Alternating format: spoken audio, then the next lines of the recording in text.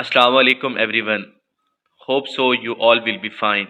My name is Junaid Nawaz and I welcome you in my YouTube channel Cam Viewpoint. आज हम test number 5 की discussion करेंगे जो कि 10th केमिस्ट्री चैप्टर नंबर 9 और chapter number 10 से है।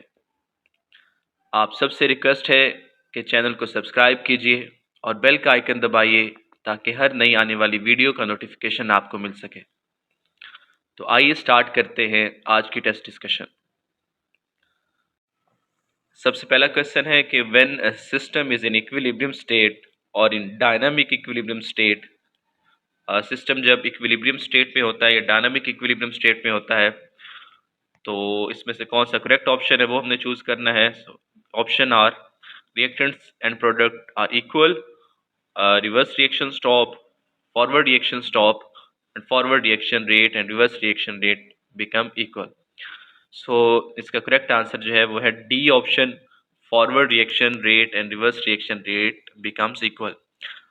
डायनामिक इक्विलिब्रियम स्टेट तब आती है जब दोनों रेट्स जो है वो एक दूसरे दोनों रेट इक्वल हों, फॉरवर्ड रिएक्शन भी और रिवर्स रिएक्शन भी, तो उसे हम डायनामिक इक्विलिब्रियम स्टेट कहते हैं। सेकंड क्वेश्चन है in the beginning the rate of reverse reaction is. हमारे पास ऑप्शन है slow, very fast, moderate and negligible.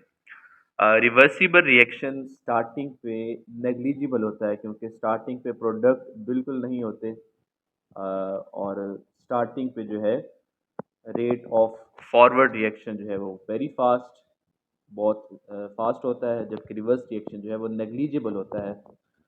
तो इसका करेक्ट आंसर जो है वो डी है। नेक्स्ट क्वेश्चन देखिए, in the line kill the following reaction complete because of. अब इस रिएक्शन में कैल्शियम कार्बोनेट जो है ये कन्वर्ट हो रहा है कैल्शियम ऑक्साइड में, डिकम्पोज हो रहा है और कार्बन डाइऑक्साइड में। सो ऑप्शन है calcium oxide is more stable then calcium carbonate, high temperature calcium oxide is not dissociated and carbon dioxide escapes continuously.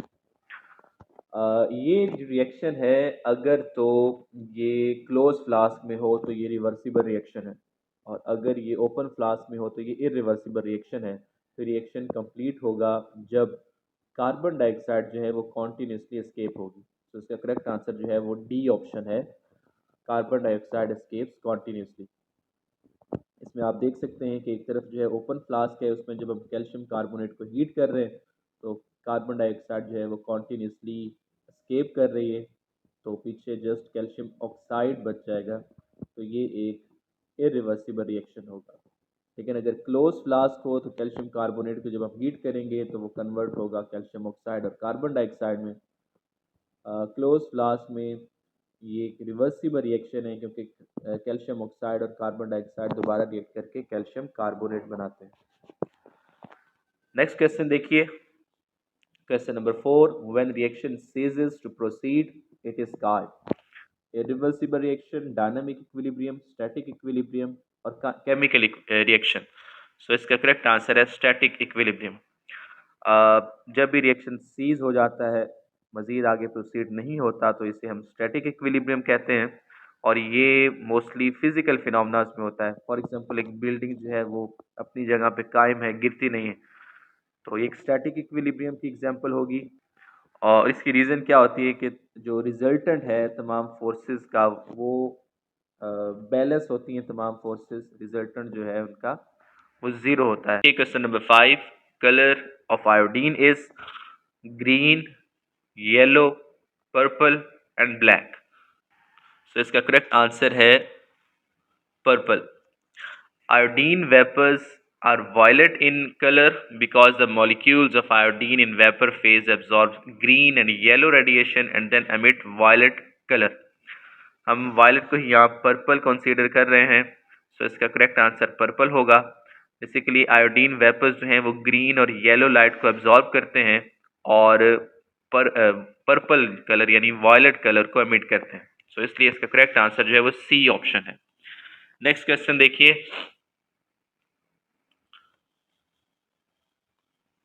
the rate at which a substance reacts is raise to active mass. So option है directly proportional, reversely proportional, equal to and none of these. तो इसका correct answer है directly proportional.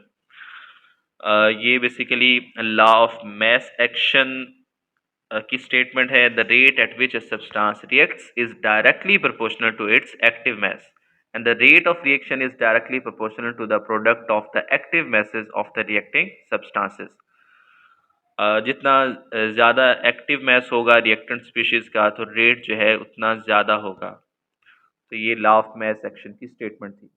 Next question देखिए, law of mass action was presented in, ये किसने present किया था, कब प्रेजेंट किया गया था, 1889 में, 1879, 1864, 1869। तो इसका करेक्ट आंसर है 1869। गोल्डबर्ग और वेग ने 1869 में ये लॉ प्रेजेंट किया था।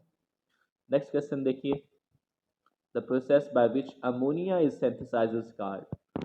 अमोनिया जिस प्रोसेस के जरिए सिंथेसाइज किया जाता है इसको क्या कहते हैं। ऑप्शन है contact process, Haber's process, titration and spectroscopy. तो इसका करेक्ट आंसर है हैबर प्रोसेस।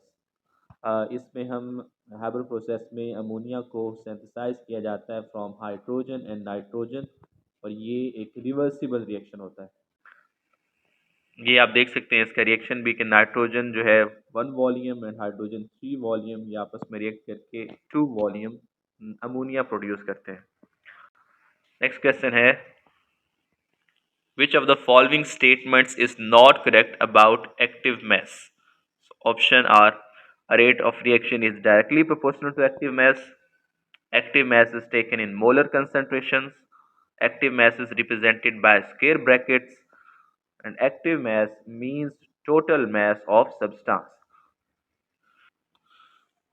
इसका करेक्ट आंसर है D option, active mass means total mass of substances. Actually बताना था कि एक्टिव मास के रिलेटेड कौन सी स्टेटमेंट इनकरेक्ट है। तो एक्टिव मास जो है ये rate of reaction active mass के डायरेक्टली प्रोपोर्शनल होता है, ये भी करेक्ट है।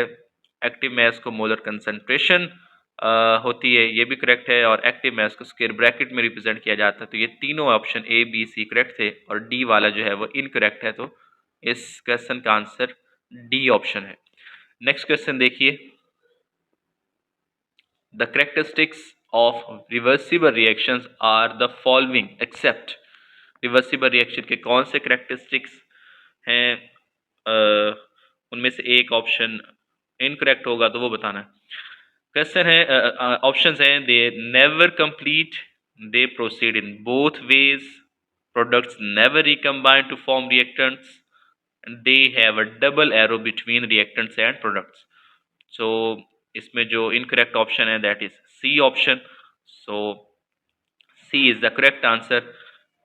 रिवर्सिबल रिएक्शन में प्रोडक्ट्स जो हैं वो रिकम्बाइन होते हैं, तभी रिवर्स रिएक्शन प्रोसीड होता है।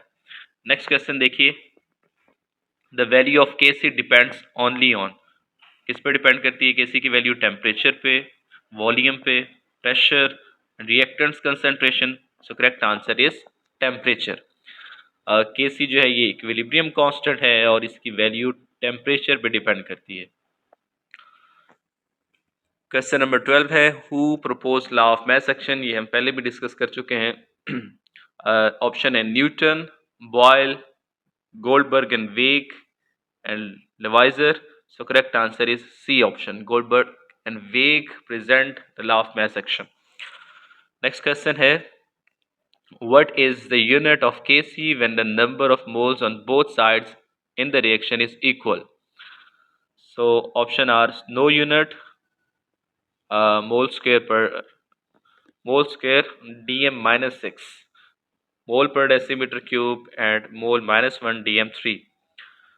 क्वेश्चन है कि जब रिएक्टेंट्स और प्रोडक्ट दोनों के नंबर ऑफ मोल्स इक्वल हों, ठीक है, equal number of moles on both side, so then जो है केसी का कोई भी यूनिट नहीं होता। सो इसका करेक्ट आंसर है नो यूनिट। देख सकते हैं आप, KC has no unit in reaction with equal number of moles on both side of the equation. This is because क्योंकि कंसंट्रेशन जो है यूनिट्स वो कैंसिल हो जाते हैं, इस वजह से Kc का कोई यूनिट नहीं होगा। When a system is at equilibrium state, the concentrations of reactant and product become equal. The opposing reactions stop. The rate of reverse reaction becomes very low. The rates of the forward and reverse reaction become equal. So equilibrium state पे दोनों जो हैं forward और reverse reaction दोनों का rate जो है वो इक्वल होता है। So D is correct answer. Next question देखिए, when the magnitude of Kc is very large it indicates, Kc की अगर वैल्यू बहुत बड़ी हो तो ये क्या इंडिकेट करती है? ऑप्शन है reaction mixture consists of almost all products, reaction mixture has almost all reactants, reaction has not gone to completion, reaction mixture has negligible products. So इसका करेक्ट आंसर है ए ऑप्शन कि reaction mixture consist of almost all products.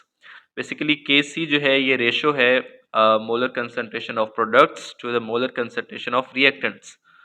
सो अगर Kc की value बहुत बड़ी है तो इसका मतलब है उसमें प्रोडक्ट मौजूद हैं रिएक्शन मिक्सर में। सो इसका करेक्ट आंसर जो है वो ए है। और ऐसे रिएक्शन जिनकी Kc की वैल्यू बहुत बड़ी हो तो that reactions has almost gone to completion. Next question देखिए, reactions which have comparable amounts of reactants and products at equilibrium state have a very small Kc value, very large Kc value,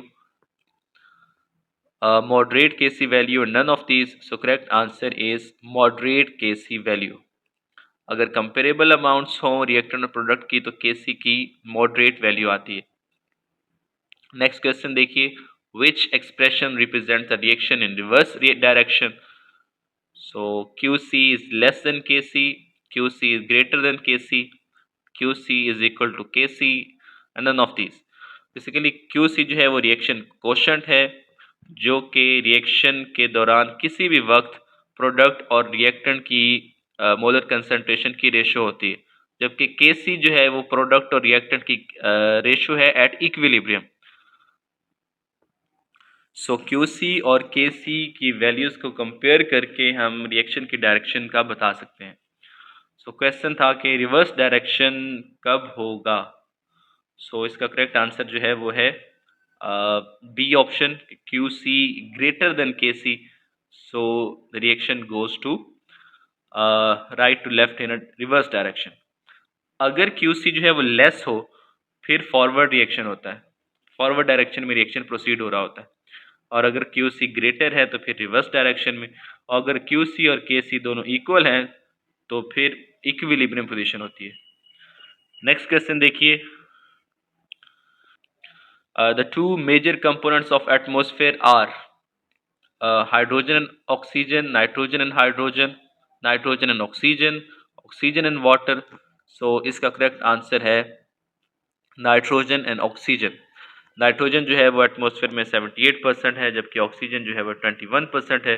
so both these gases are the major components of atmosphere. Next question देखिए, in a reversible reaction if Qc greater than Kc then, ये हम already discuss कर चुके हैं। So option है the reaction goes from left to right, the reaction goes from right to left, equilibrium has been attained and none of these. So अगर Qc less है Kc से तो रिएक्शन जो है वो लेफ्ट टू राइट प्रोसीड होता है towards forward direction. Next question है question number 20, the dynamic equilibrium in irreversible reaction is established after completion of reaction, never established before completion of reaction, and established very soon. So इसका correct answer है never establish. Dynamic equilibrium जो है वो reversible reaction में establish होता है, irreversible reaction में equilibrium establish नहीं होता। नेक्स्ट क्वेश्चन है question number 21, initially when the reaction starts and then the rate of reverse reaction will be. So option are high, low, zero and none of the above. So इसका correct answer है zero. Initially क्योंकि product बिल्कुल नहीं होते तो reverse reaction का rate zero होता है। इसको आप देख सकते हैं ग्राफ की मदद से कि फॉरवर्ड रिएक्शन जो है वो इनिशियली बहुत फास्ट होता है और ग्रेजुअली जो है वो डिक्रीज होता है। रिवर्स रिएक्शन स्टार्टिंग पे नेग्लिजिबल होता है, ज़ीरो होता है, और वो ग्रेजुअली इंक्रीज होता है। तो जब दोनों का रेट इक्वल हो तो वो इक्विलिब्रियम स्टेट कहलाती है, और इस पे रेट ऑफ फॉरवर्ड रिएक्शन और रिवर्स रिएक्शन दोनों इक्वल होते हैं। नेक्स्ट क्वेश्चन देखिए, the gas which is dissolve in fizzy drinks under high pressure is oxygen, carbon dioxide, nitrogen, and carbon monoxide. So correct answer is carbon dioxide. Carbon dioxide को dissolve किया जाता है soft drinks में। Law of mass action is directly proportional to the product of active masses of reactants, products, both A and B, none of the above. So इसका correct answer है reactants. ये law of mass action की statement B है, और इसको हम already discuss भी कर चुके हैं।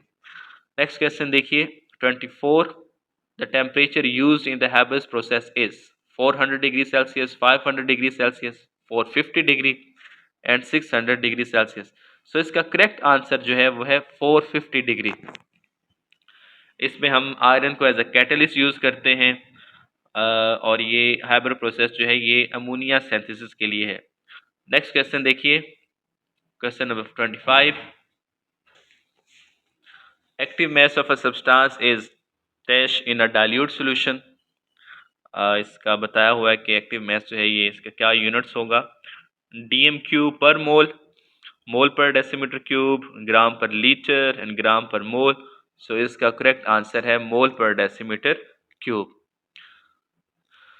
नेक्स्ट क्वेश्चन देखिए, question number 26, in Arrhenius theory a base is a proton donating species, proton accepting species, hydroxyl donating species, lone pair donating species. Arrhenius theory में एसिड जो है वो ऐसी स्पीशी है which give H positive ion in aqueous medium, whereas a base is a solution which give hydroxyl ion in aqueous medium. So इसका correct answer जो है वो है सी ऑप्शन। इसमें आप देख सकते हैं according to Arrhenius concept acids produce H positive ions in aqueous solution while base produce OH negative ions in aqueous solution. So next question है, in accordance with Lewis law an acid is a proton donating species, proton accepting species, lone pair donating species, and lone pair accepting species. So correct answer is lone pair accepting species. Levers law के मुताबिक acid जो है वो electron का pair accept करता है, जबकि base जो है वो इलेक्ट्रॉन का पेयर डोनेट करता है। Question number 28, salts are created when two substances react. कौन से दो सब्सटेंस रिएक्ट करें तो साल्ट बनेगा, एसिड और बेस, एसिड और मेटल ऑक्साइड, एसिड और metal atoms, all of the above. So इसका करेक्ट आंसर है all of the above. Next question देखिए, reaction of an acid and metal carbonate will lead to the formation of salt, acid, base, salt and carbon dioxide. तो जब भी acid carbonates या bicarbonates के साथ react करता है तो साल्ट और कार्बन डाइऑक्साइड। नेक्स्ट क्वेश्चन है, which salt is used in deicing of roads in winter. So option are sodium sulphate, sodium chlorate, calcium chloride and calcium sulphate. So इसका correct answer है calcium chloride. Calcium chloride को deicing के लिए use किया जाता है winters में, और ये ड्राइंग एजेंट है, और इसको एज अ फ्रीजिंग एजेंट भी यूज़ किया जाता है। नेक्स्ट क्वेश्चन है, mixture of calcium oxide and sodium hydroxide is called quicklime, soda lime, lime water and caustic soda. So इसका करेक्ट आंसर है सोडा लाइम।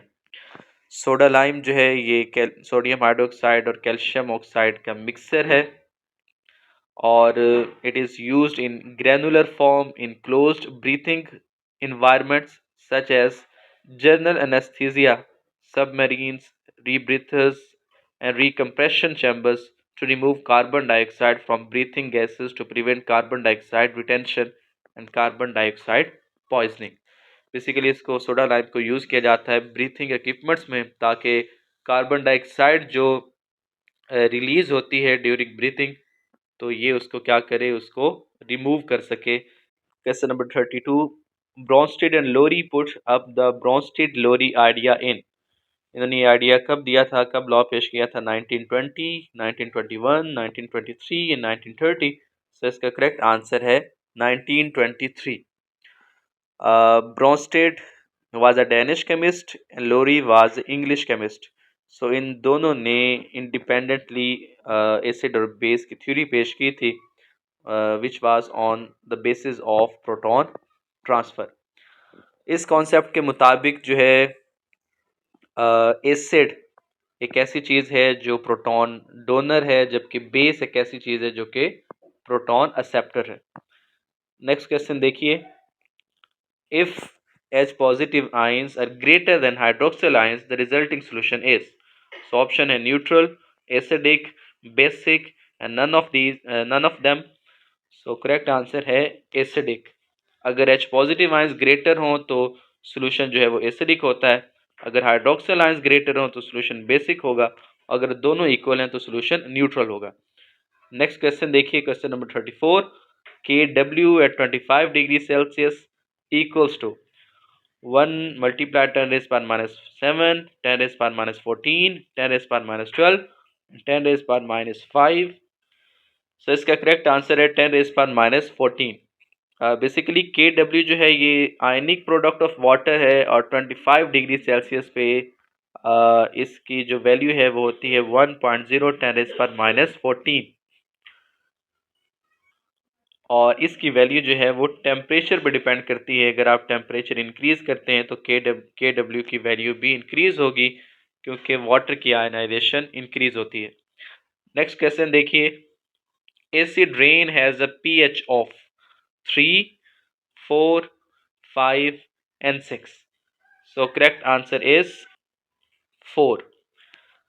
एसिड रेन जो है इसकी पीएच 4 है, और ये रेन प्रोड्यूस होती है जब सल्फर डाइऑक्साइड और नाइट्रोजन ऑक्साइड जो हैं, जो कि पावर प्लांट्स और ऑटोमोबाइल्स कंबस्शन से प्रोड्यूस होते हैं, जब वो रेन वाटर के साथ मिलते हैं तो एसिड रेन प्रोड्यूस होती है।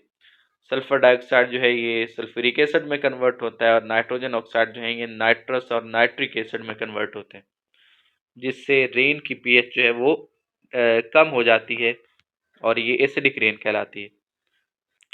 नेक्स्ट क्वेश्चन देखिए, ब्लीचिंग पाउडर क्या है? ये नॉर्मल सॉल्ट है, एसिडिक सॉल्ट है, मिक्स सॉल्ट और डबल सॉल्ट? सो इसका करेक्ट आंसर है मिक्स सॉल्ट। मिक्स सॉल्ट ऐसे सॉल्ट होते हैं जिसमें एक से ज़्यादा एसिडिक या बेसिक रेडिकल्स हों।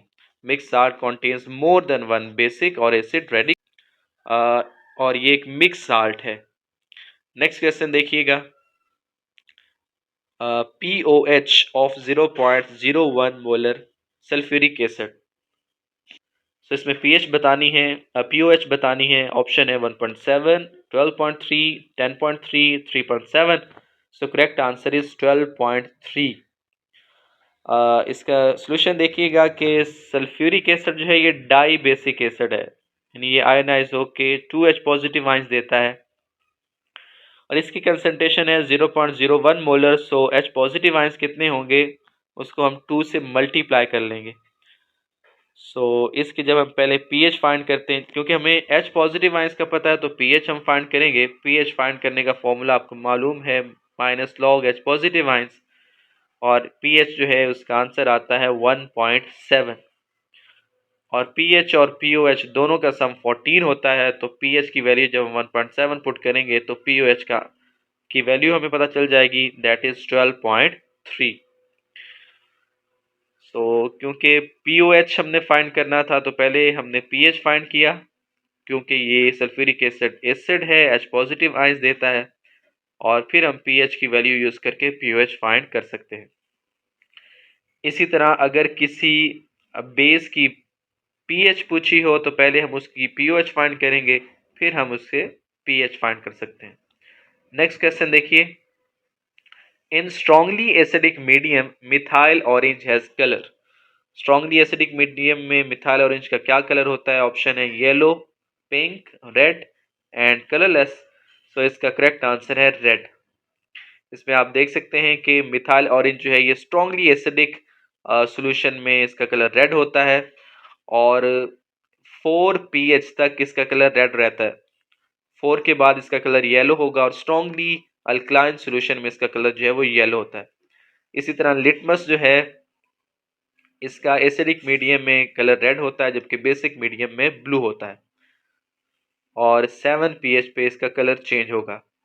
और फिनोफ्थलीन जो है ये एसिडिक मीडियम में कलरलेस है, जबकि स्ट्रांगली अल्कलाइन सॉल्यूशन में इसका कलर रेड होता है, और 9 pH पे इसका कलर चेंज होता है।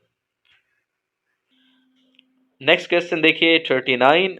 Acid transforms red litmus paper into blue, yellow, green and no effect. So acid जो है वो रेड लिटमस पे कोई इफेक्ट शो नहीं करता, so D is the correct answer. Acid जो है वो ब्लू लिटमस को रेड करता है, रेड लिटमस पे कोई इफेक्ट नहीं। Question number 40। A solution of pH 1 is dash times more acidic than a solution of pH 3। हमेशा लेस pH वाला सॉल्यूशन जो है वो मोर एसिडिक होगा as compared to greater pH। सो ऑप्शन है 2, 3, 10 एंड 100। तो हमने बताना है कि pH 1 वाला जो सॉल्यूशन है वो pH 3 वाले सॉल्यूशन की निस्बत कितने टाइम्स मोर एसिडिक है। सो इसका करेक्ट आंसर है 100 टाइम्स। बेसिकली pH स्केल जो है ये एक लोगार्थमिक स्केल है। इसमें ऐसा सॉल्यूशन जिसकी pH 1 है वो 10 टाइम्स हायर कंसंट्रेशन होती है उसकी H पॉजिटिव आयंस की as compared to solution whose pH is 2। तो इसी तरह pH 1 की जो H पॉजिटिव आयंस की कंसंट्रेशन है वो 100 टाइम्स ज़्यादा होगी pH 3 वाले सॉल्यूशन की निस्बत। So low pH value means strong acid while high pH value means a strong base। So इसका करेक्ट आंसर जो है वो है 100 टाइम्स। नेक्स्ट क्वेश्चन देखिए question number 41। Levers theory holds that a base gives an acid a lone pair of electrons bye. Levers theory के मुताबिक जो है एसिड जो बेस जो है वो लोन पेयर ऑफ इलेक्ट्रॉन जो है डोनेट करता है एसिड को, किसके जरिए करता है? Ionic bond, covalent bond, coordinate covalent bond and none of them. So Lewis acid और लीवर्स बेस के दरमियान बनने वाला बॉन्ड जो है वो कोऑर्डिनेट कोवलेंट बॉन्ड है।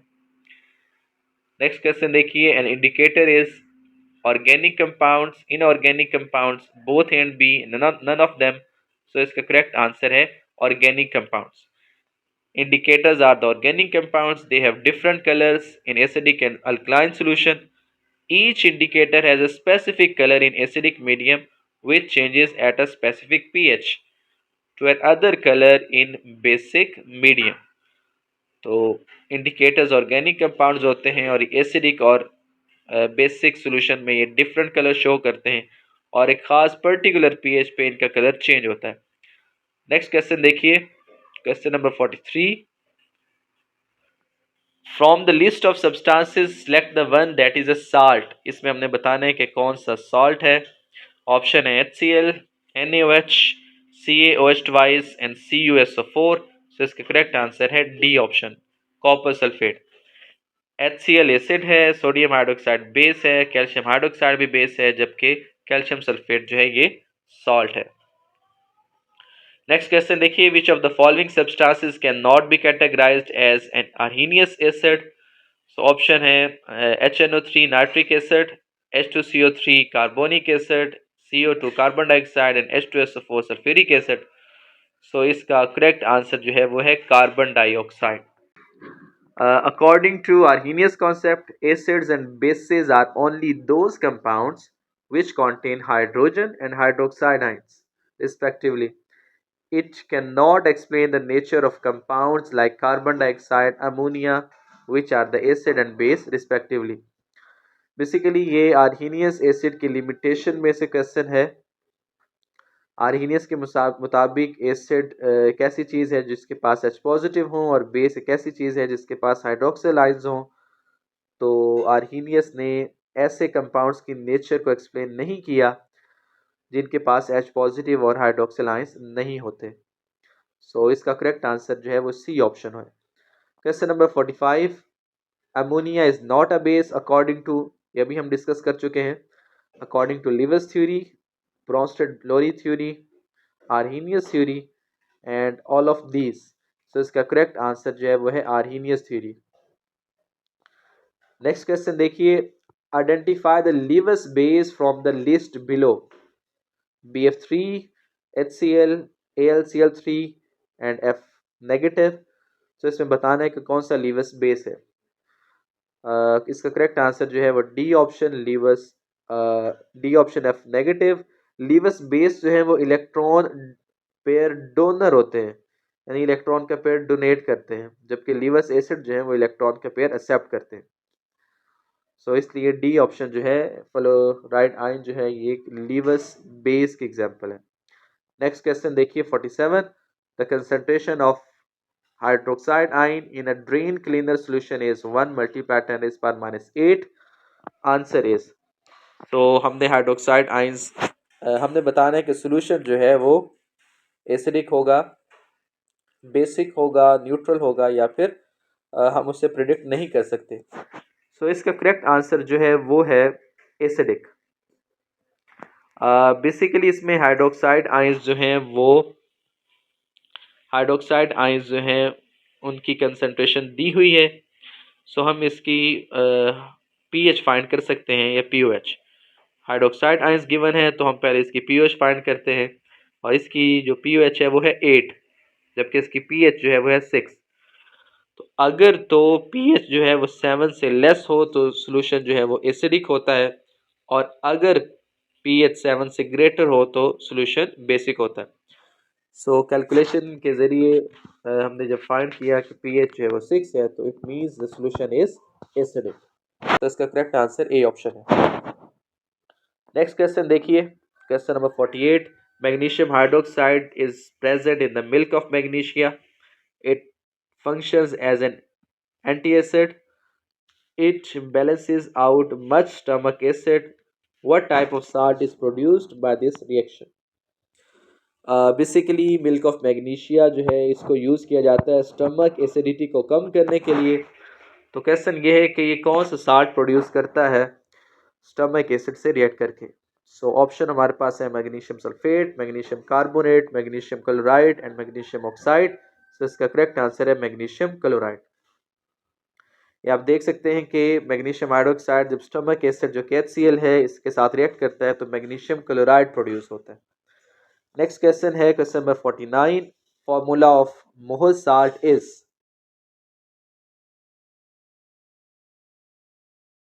सो इसका करेक्ट आंसर जो है वो है बी ऑप्शन, फेरस सल्फेट और ammonium sulphate dot 6H2O is Mohr salt. जबकि पोटाश एलम में क्या होता है, पोटाशियम सल्फेट के साथ एल्यूमिनियम सल्फेट होता है, और फेरिक एलम में पोटाशियम सल्फेट के साथ फेरिक सल्फेट होता है। Question number 50, which ion is the conjugate base of bisulphate ion, HSO4 negative, इसका कॉन्जुगेट बेस बताना है। सो ऑप्शन है H2SO3 negative, SO4 2 negative sulphate ions, H3SO4 plus and H2SO4। So conjugate base जो है वो हमेशा एसिड का होता है, और एसिड जब H पॉजिटिव डोनेट करता है तो बाद में कॉन्जुगेट बेस बनता है। सो HSO4 नेगेटिव जब H पॉजिटिव देगा तो फिर उसका कॉन्जुगेट बेस बनेगा। सो इसका करेक्ट आंसर है B option, sulfate ions are the conjugate base, is the conjugate base of bisulfate ion. A conjugate base is a species formed by donating a proton by an acid. और इसी तरह जो conjugate acid है वो एक ऐसी species होगी जो किसी बेस के H पॉजिटिव आयन को एक्सेप्ट करने से बनेगी। और conjugate acid और conjugate base का कॉन्सेप्ट जो है वो ब्रोंस्टेड लोरी ने दिया था। ये लेक्चर टेस्ट नंबर 5 की डिस्कशन के हवाले से था। इंशाल्लाह नेक्स्ट वीडियो में फिर हाजिर होंगे। अपना बहुत सा ख्याल रखिए, दुआ में याद रखिए। अल्लाह हाफिज़।